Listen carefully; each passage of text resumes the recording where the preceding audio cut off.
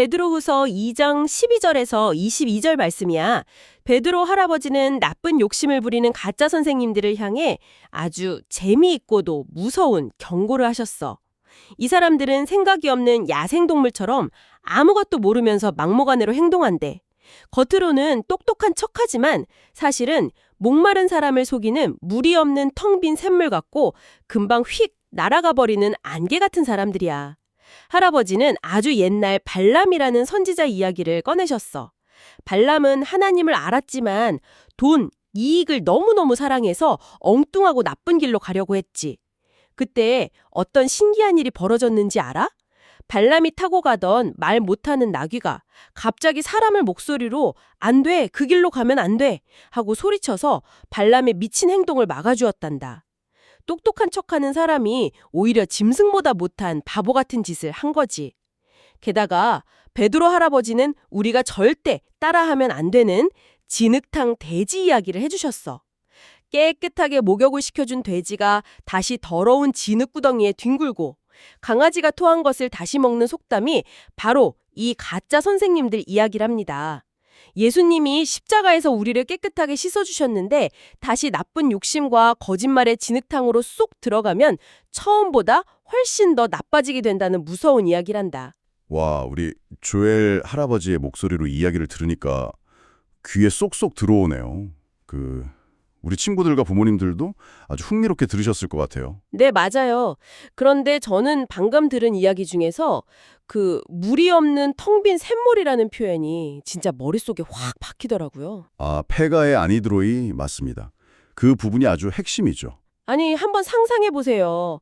사막에서 막 목이 말라 죽을 것 같은데 저 멀리 우물이 보여서 기어갔단 말이에요. 근데 안을 보니까 물이 한 방울도 없어요. 바닥에 그냥 쩍쩍 갈라져 있는 거죠. 네, 차라리 처음부터 우물이 없었으면 기대도 안 했을 텐데 이건 진짜 사람을 절망하게 만들고 엄청 화나게 하는 일이잖아요. 정확합니다. 베드로 할아버지가 이 가짜 선생님들을 향해서 물이 없는 샘물이라고 부른 이유가 바로 그 잔인한 속임수 때문이거든요. 근데 여기서 약간 이해가 안 가는 게요. 우물에 물이 없으면 사람들은 당연히 금방 알아채고 떠나지 않나요? 어떻게 텅 빈 우물인데도 사람들이 거기로 막 몰려가는 건지 그게 참 이상해요. 그 모순이 바로 거짓 교사들이 쓰는 가장 무서운 전략이에요. 사실 고대 중동에서 우물은 그냥 물만 마시는 곳이 아니라 마을 사람들이 모여서 교제하는 중심비였잖아요. 아, 일종의 마을회관 같은 곳이었군요. 그렇죠. 이 가짜 선생님들은 사람들의 마음속 깊은 곳에 있는 그 목마름이 뭔지 너무 잘 알고 있었던 거예요. 누구나 막 내 맘대로 살고 싶으면서도 사랑받고 인정받고 싶어 하잖아요. 아하, 그러니까 진짜 생명수가 있는 게 아니라 겉모습만 엄청 화려하게 꾸며놓는 거네요. 맞아요. 빈 우물 겉에다가 막 예쁜 조명을 달고 파티를 여는 거죠.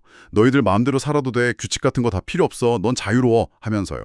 사람들이 가장 듣고 싶어하는 달콤한 거짓말을 해주는 겁니다. 와, 당장 내 맘대로 하고 싶은 욕심을 채워주니까 진짜 영혼을 살리는 물이 없다는 사실조차 까맣게 잊어버리게 되는 거군요. 진짜 무섭네요. 네, 그들은 자유라는 단어를 아주 교묘하게 비틀어버리는 거예요. 베드로는 이 부분을 아주 날카롭게 찌릅니다. 그들이 약속하는 자유는 진짜 자유가 아니라 사실은 또 다른 노예 상태로 끌고 가는 문일 뿐이라고요. 가짜 티켓을 파는 거네요. 그렇죠. 한번 생각해 보세요. 자기 손발이 쇠사슬에 꽁꽁 묶인 사람이 다른 사람한테 다가가서 내가 너 수갑 풀어줄게 라고 큰소리치면 얼마나 우스꽝스럽습니까? 묶인 사람이요? 아니, 자기 사슬도 못 풀면서 누구를 풀어준다는 거예요? 바로 그겁니다. 거짓 교사들은 겉으로는 되게 세련되고 자유로워 보이지만 속으로는 자기 자신의 욕망, 돈, 이기심 이런 쇠사슬에 철저하게 묶여있는 사람들이거든요. 자기가 이미 죄의 노예인데 어떻게 남을 자유롭게 하겠어요. 아, 쇠사슬에 묶인 사람이 남을 풀어주겠다고 막 으스대는 장면을 상상하니까 진짜 소름이 돋네요. 결국 책임지기 싫어하는 마음을 그냥 그럴싸하게 포장한 거였어요. 네, 아주 정확한 표현입니다. 그런데요, 여기서 또 다른 궁금증이 생기거든요. 이 거짓 교사들이 남을 속이려고 이렇게 꾸민다고 쳐도 도대체 본인들은 어떠다 이런 함정에 스스로 빠지게 된 걸까요? 아까 조엘 할아버지가 꺼내신 발람의 이야기요. 그게 진짜 충격적이었잖아요. 아, 발람 이야기. 이 모든 속임수와 텅 빈 우물의 근원이 어디서 시작되는지를 아주 선명하게 보여주는 사건이죠. 사람의 영혼을 망가뜨리는 결정적인 스위치가 있는데 그게 바로 탐욕입니다. 잠깐만요. 저는 어릴 때부터 이 발람 이야기가 진짜 답답했어요. 발람은 평범한 사람이 아니잖아요. 엄청난 선지자였죠. 그러니까요. 하나님이랑 직접 대화도 나누고 영적인 세계를 허니하는 그 똑똑한 선지자가 고작 모압 왕이 주는 그 돈이랑 금은 보화에 눈이 멀어서 나귀보다 못한 바보짓을 한다는 게 말이 되나요? 참 어이없는 상황이긴 하죠. 아니 눈앞에 천사가 시퍼런 칼을 들고 서 있는데 그걸 나귀는 보고 발람은 못 본다는 건 이건 뭐 지능의 문제가 아니라 뭔가 다른 차원의 문제 같아요. 도대체 머릿속에서 무슨 일이 벌어졌길래 탐욕이 사람 눈을 그렇게 멀게 하는 거죠? 정말 중요한 포인트를 짚어주셨어요. 탐욕은 단순히 돈을 조금 더 갖고 싶다 이런 감정이 아니거든요. 탐욕은 우리 뇌의 인식체계를 완전히 고장내는 아주 두꺼운 색안경과 같습니다. 색안경이요? 네, 발람은 당대에 부르는 게 값인 초인류 주술사이자 선지자였잖아요. 하나님의 뜻이 이스라엘을 축복하는 거라는 걸 머리로는 아주 명확하게 알고 있었습니다. 그런데 눈앞에 그 상상도 못할 엄청난 돈과 권력이 딱 제시되니까 마음속에서 자기 합리화라는 필터가 작동하기 시작한 거예요. 대놓고 나 하나님 배신할 거야 이게 아니라 슬금슬금 핑계를 대는 거군요. 맞습니다. 처음부터 대놓고 하나님을 버리는 사람은 별로 없어요. 발람도 아마 속으로 이렇게 생각했을 겁니다. 하나님이 저주하지 말라고는 하셨는데 왕이 저렇게 원하고 돈도 많이 주니까 일단 가서 구경만 해볼까? 저주만 안 하면 되는 거잖아. 이런 식으로요. 와, 찔끔찔끔 작은 타협들을 하면서 계속 나쁜 길로 걸어가는 거네요? 네, 그렇게 타협하다 보면 영적인 시야가 점점 어두워지는 거예요. 탐욕이 마음에 떡하니 자리 잡으면 자기가 보고 싶은 것, 즉 보상과 돈만 엄청 크게 보게 되거든요. 아하, 그래서 제일 밝게 깨어 있어야 할 선지자가 당장 눈앞에 있는 천사의 칼날조차 못 보는 치명적인 시각장애 상태가 된 거군요. 바로 그겁니다. 와, 탐욕이 시야를 좁혀버리는 두꺼운 안경이라는 말씀이 확 와닿네요. 그래서 그 유명한 나귀 장면이 등장하는 거군요. 자기는 똑똑하다고 막 공황에다 채찍질을 해대는데 평소에 짐승 취급하던 나귀는 천사를 정확히 보고 엎드려서 주인을 살리잖아요. 성경 전체를 통틀어서 이보다 더 기가 막힌 블랙 코미디가 있을까 싶어요. 하나님은 영적인 세계를 다한다고 막 교만해하던 발람의 입은 다물게 하시고 대신 말 못하는 짐승의 입을 열어서 사람을 꾸짖게 하셨습니다. 진짜 통쾌하면서도 무서운 장면이네요. 지식이나 종교적인 타이틀이 나를 지켜주는 게 아니라 내 마음의 방향이 어디를 향하고 있는지가 훨씬 중요하다는 걸 보여주시는 거죠. 가짜 선생님들도 똑같아요. 성경은 줄줄 외우고 멋지게 가르치는데 속마음은 발람처럼 사람들을 이용해 돈 벌궁리만 했던 겁니다. 겉으로는 거룩한 척하지만 속으로는 이기심이라는 색안경을 끼고 자기만 생각하니까 당연히 그들이 파놓은 우물에는 생명을 살리는 물이 한 방울도 없었던 거네요. 정확합니다. 그럼 이렇게 속이 텅 빈 채로 자기를 속이고 탐욕의 길로 가는 사람들의 진짜 모습은 어떤 걸까요? 아까 조엘 할아버지가 엄청 충격적인 비유를 또 꺼내셨잖아요. 진흙탕 돼지 비유 말씀이시군요. 네, 목욕한 돼지랑 그 토한 것을 다시 먹는 강아지요. 솔직히 처음에 이 말씀 읽었을 때 너무 적나라하고 약간 비위가 상하기도 했거든요. 굳이 베드로 할아버지가 이렇게까지 징그러운 이미지를 쓰셔야 했을까요? 표현이 상당히 충격적이고 불쾌하게 느껴질 수 있죠. 충분히 이해합니다. 하지만 베드로가 이렇게 시각적으로 거칠고 노골적인 속담을 가져온 데에는 아주 분명한 의도가 있습니다. 어떤 의도죠? 우리는 종종 죄를 짓거나 나쁜 습관으로 돌아가는 걸 그냥 가벼운 실수 정도로 생각하잖아요. 아유, 사람인데 그럴 수 있지 뭐 하고 넘어가는 거죠. 베드로는 그런 아니란 생각에 찬물을 확 끼얹고 싶었던 겁니다.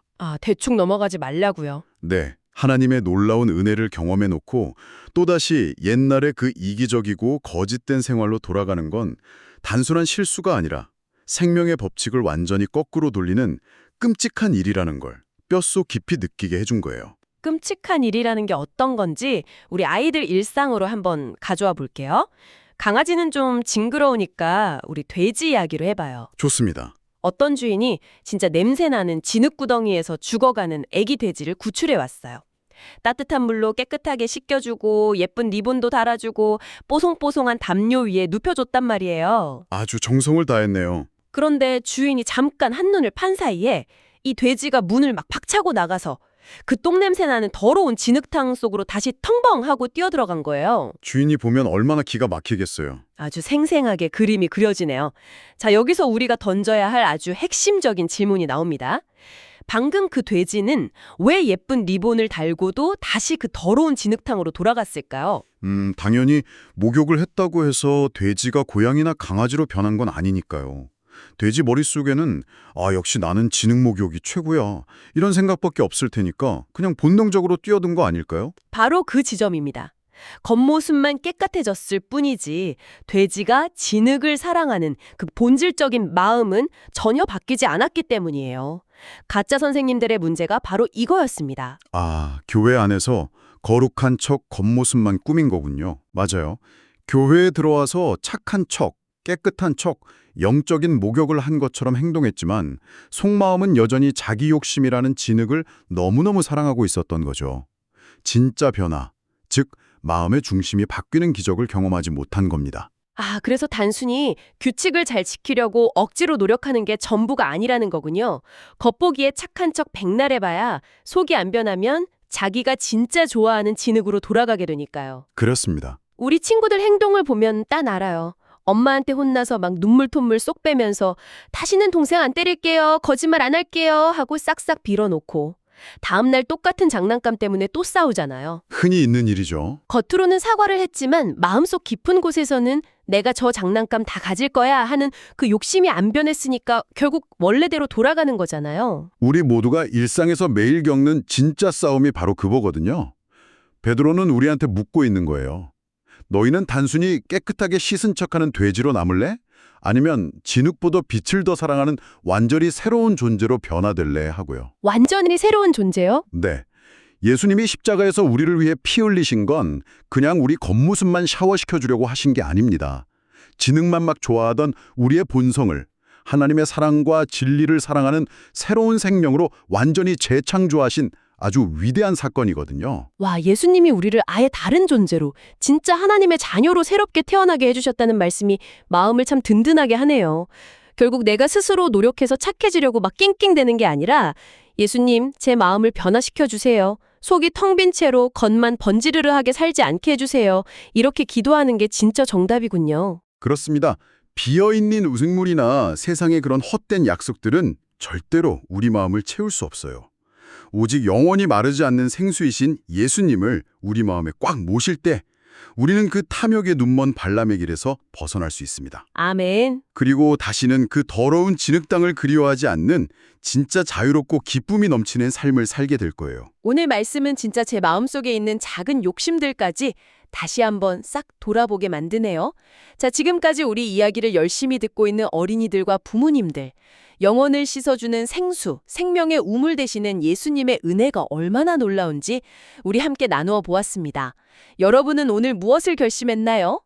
우리는 예수님이 깨끗하게 씻어주신 가장 예쁜 하나님의 자녀니까 다시 나쁜 습관의 진흙탕으로 뒹굴지 않겠다고 씩씩하게 다짐해 보아요.